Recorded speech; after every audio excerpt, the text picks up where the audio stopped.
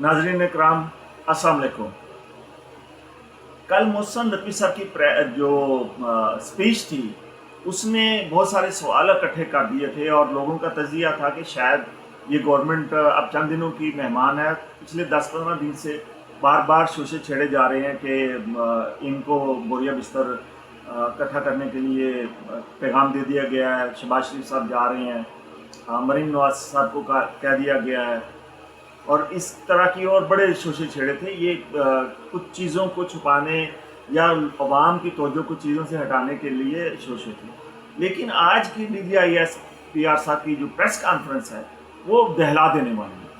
सियासी लोगों के लिए नहीं, नून लीग के लिए कोई ख़तरा नहीं। ये कह तो रहे हैं उनके लिए, वो तो सौदा करके आए थे, जिस तरह भी आए थे उनको दिया गया था और इलेक्शन चोरी करके उनको दिया गया, उनके मुकदमात ख़त्म कर दिए गए। जिस दिन वज़ीर आज़म साहब ने हल्फ उठाना था उसी दिन उनके ऊपर फर्द जुर्म आयद होनी थी, उसी दिन उन्होंने हल्फ उठाया। तो आप ये ना समझिए कि नून लीग के लिए खतरा। हाँ, वो थोड़ी बहुत उतार चढ़ाव ज़रूर हो सकता है, लेकिन आज की जो प्रेस कॉन्फ्रेंस है वो बहुत अहम है। इसका बारे में सोचना और इसके पीछे मुहर्रिर के बारे में सोचना बहुत ज़रूरी है। आइए इसके ऊपर बात करते हैं। अल्लाह ना करे कि जो मेरा इस वक्त मैं सोच रहा हूँ, मेरे ख्याल में जो हालात हैं, अगर मैं सोच रहा हूँ अल्लाह ना करे वो ऐसा हो, मैं फिर कह रहा हूँ कि अल्लाह ना करे वैसा हो, लेकिन इस प्रेस कॉन्फ्रेंस के पीछे 3-4 चीज़ें नज़र आ रही हैं। 1-2 सवाल हैं वो मैं सामने रख रहा हूँ और उसके बाद अपना तजिया भी इस पर दूंगा।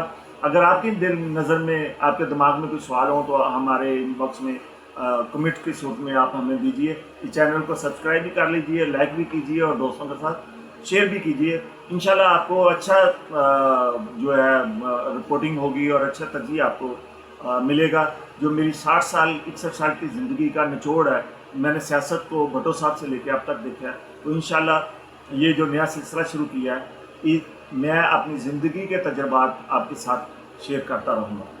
तो बात ये है कि जो मोहसिन नकवी साहब की बॉडी लैंग्वेज और जो उनकी कल की बात थी और आज जो चीज़ें DGIS-PR साहब ने सामने रखी और जिन सवालों के उन्होंने जवाब दिए और उनकी जो बॉडी लैंग्वेज है, ये किस्सा कुछ और बयान कर रही है। अल्लाह ना करे, मैं बार बार कह रहा हूँ कि इसके पीछे कुछ और हो, कि ये कुछ छुपाने की कोशिश ना हो, किसी तरह से तवज्जो हटाने की कोशिश ना हो।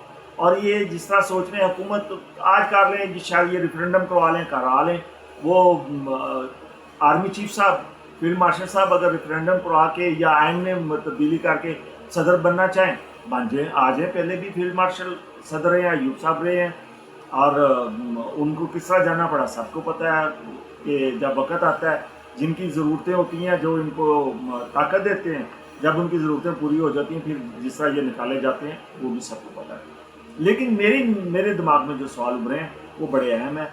सोचिए, आप भी सोचिए और अगर आपके पास कोई सवाल हो तो ज़रूर दर्ज कीजिए। सबसे पहले कि ये किस चीज़ को छुपाने की कोशिश कर रहे हैं, ये इतना सख्त कंट्रोल क्यों चाह रहे हैं, ये सवाल मेरा सवाल भी है आपसे। सबसे पहले अपने नौजवानों से है कि ये सोचें ये किस चीज़ को छुपाने की कोशिश कर रहे हैं।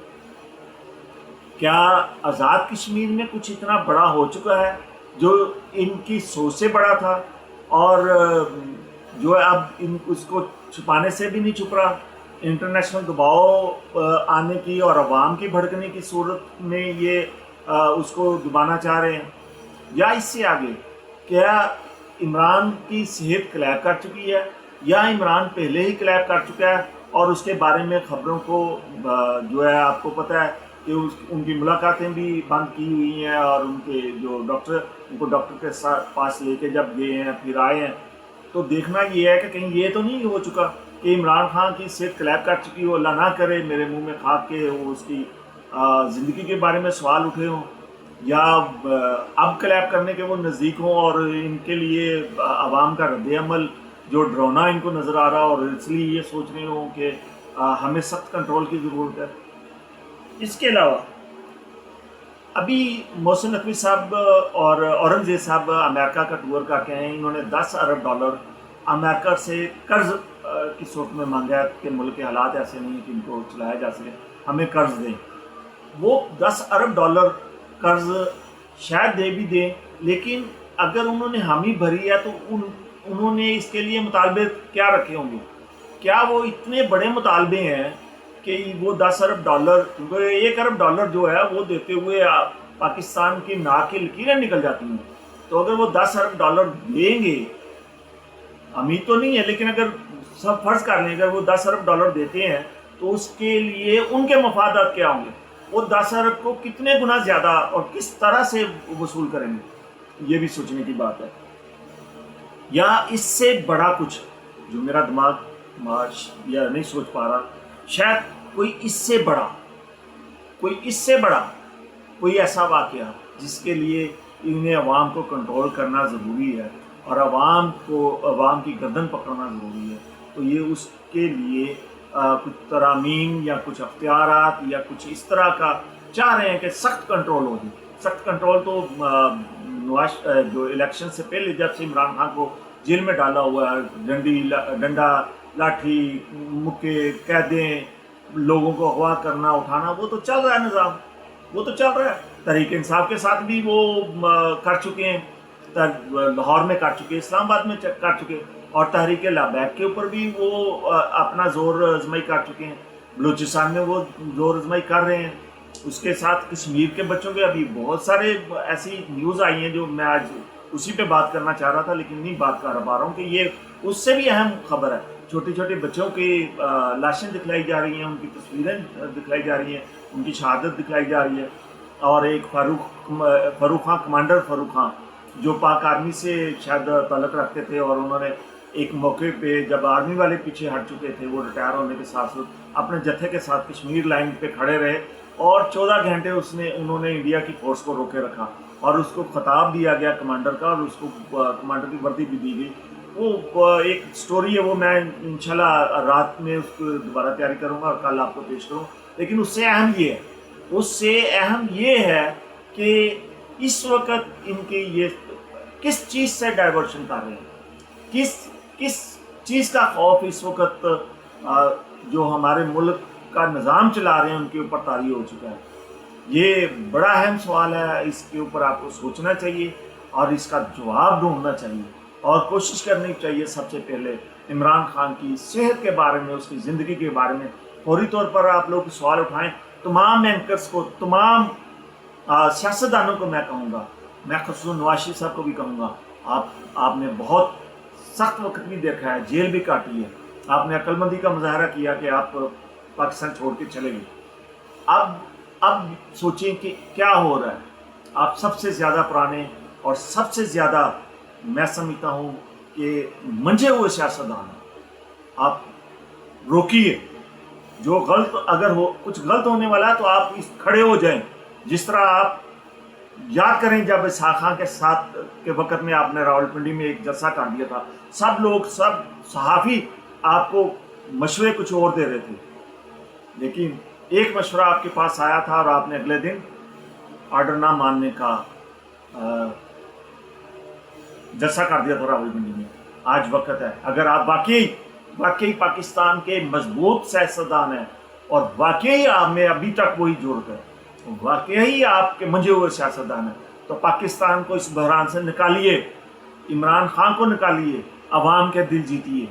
تو آپ کے اوپر سب سے زیادہ ذمہ داری، میں میاں صاحب آپ سے مخاطب ہو کہہ رہا ہوں، سب سے بڑی ذمہ داری آپ کے اوپر ہے.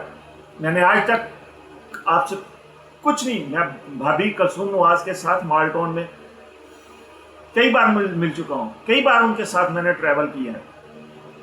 اس وقت یہ دور نہیں تھا. میں نے کل یا پرسوں ویلاگ میں بھی آپ کو بتایا تھا. میں فرسٹ ٹائم آپ سے مخاطب ہو کے کہہ رہا ہوں کہ اگر آپ منجھے ہوئے سیاستدان ہیں اور آپ میں ابھی پاکستان کا وہ درد ہے، آپ سمجھتے ہیں کہ پاکستان کو کس ٹریک پہ چلنا چاہیے، تو آپ کھڑے ہوں، آپ کے کھڑے ہونے کی ضرورت ہے.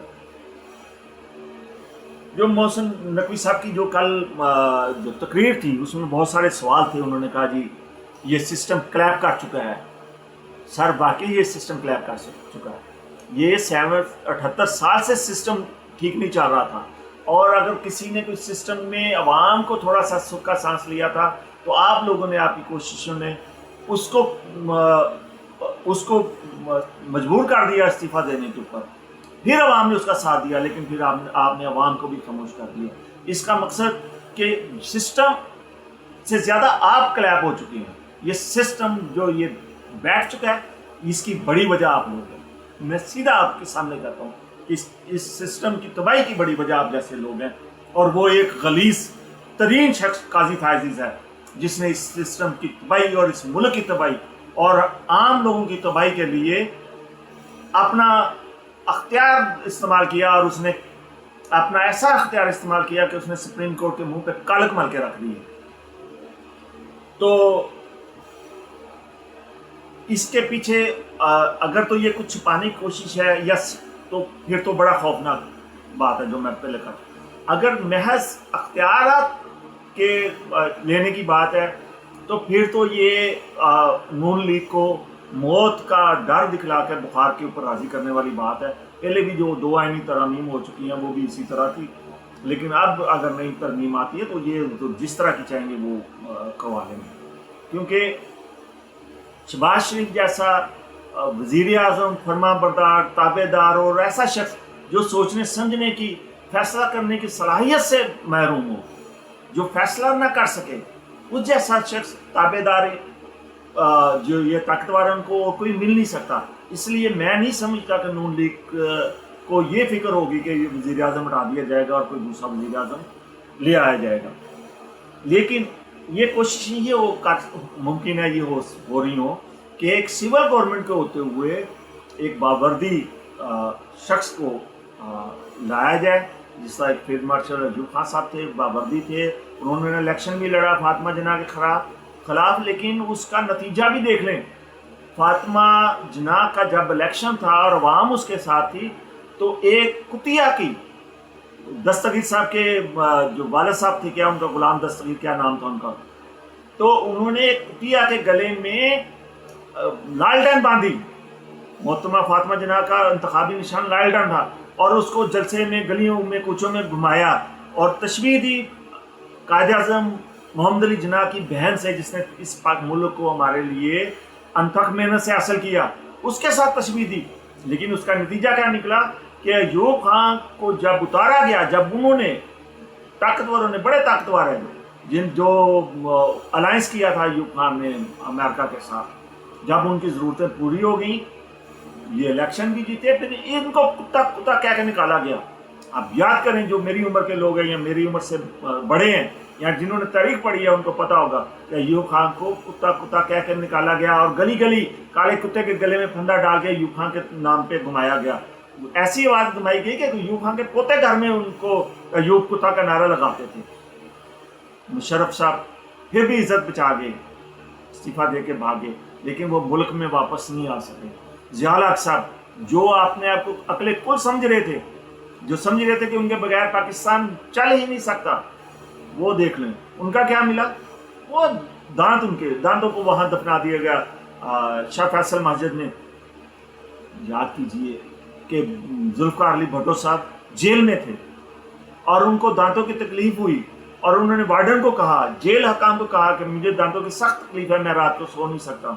آپ کتابیں پڑھ لیں جو لکھی ہوئی ہیں، شاید آپ دوستوں نے کی پڑھی ہو اور اس واقعے کو بھی پڑھا ہو، تو ان کو دانتوں کو چیک کروانے کی مہلت نہیں دی گئی۔ اب یہ جو کچھ کر رہے ہیں، طاقت لے سکتے ہیں، نہ میں کچھ کر سکتا ہوں۔ میں تو اتنی ضرورت نہیں کر رہا کہ کسی کے انتخابی جلسے میں یا کسی احتجاج میں جا سکوں۔ مجھے پتا ہے کہ میں جو یہاں جو ہے لا قانونیت ہے، کوئی قانون نہیں۔ ضیاء الحق صاحب کے دور میں ایک ریلی مال روڈ کے اوپر نکلنی تھی، جس میں فیض احمد فیض صاحب اور حبیب جالد صاحب اور دیگر بڑے نامی گرامی لوگ تھے۔ دفعہ 144 نافذ ہو گئی، پولیس اور دوسرے سیکورٹی اداروں کے لوگوں نے جناب مال کے اوپر جگہ جگہ پہ رکاوٹیں کھڑی کر دی۔ تو شاید حبیب جالد صاحب کو کسی نے بتایا کہ جی ریلی نہیں نکل سکتی، پارٹی ہاؤس میں وہ بیٹھے ہوئے تھے، جیسے ہی میں نے سنا تو انہوں نے کہا کیوں کہ انہوں نے دفعہ 144 نافذ کر دی گئی ہے اور بار سیکورٹی ادارے والے نے کیا چند لوگ تھے، 50 60 70 ہوں گے، تو انہوں نے کہا کہ اس طرح کرو کہ 2 لوگ اکٹھے ہو اور آپس میں 1.5 گز سے زیادہ 1.25 گز سے زیادہ فاصلہ اور آگے چڑھے. آگے بیریئر تھا. انہوں نے کہا جی گولی چلا دیں گے. انہوں نے گولی چلانے سے میں سب سے آگے آتا ہوں. تو انہوں نے ایک شخص کا ہاتھ پکڑا اور مال روڈ کے اوپر نکلا.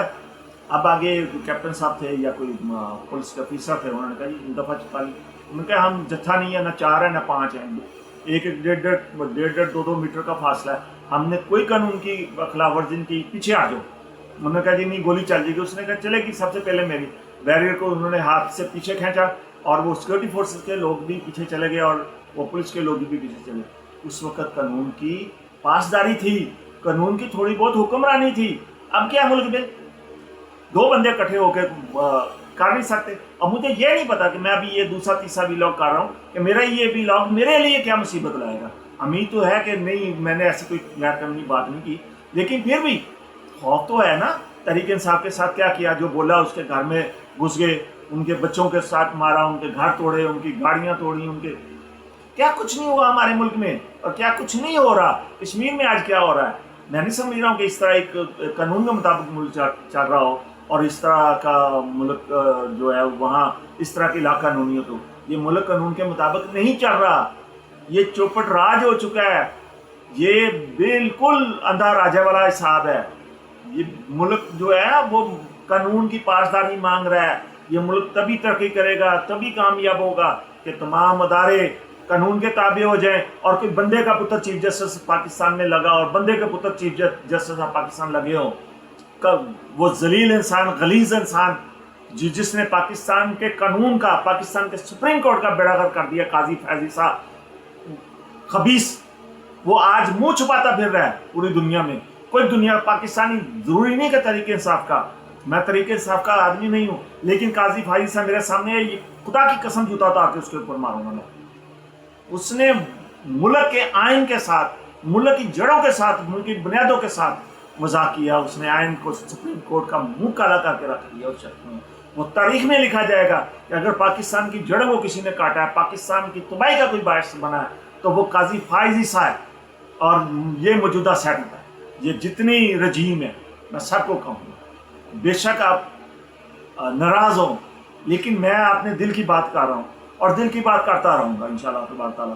میری دل کی بات اگر عوام چاہے گی تو وہ دور تک جائے گی, اور سمجھے گی کہ میں نے سچ کہا تو وہ دور تک جائے گی, اور اس آواز کا امپیکٹ بھی ہوگا انشاءاللہ تعالیٰ. السلام علیکم ورحمۃ اللہ.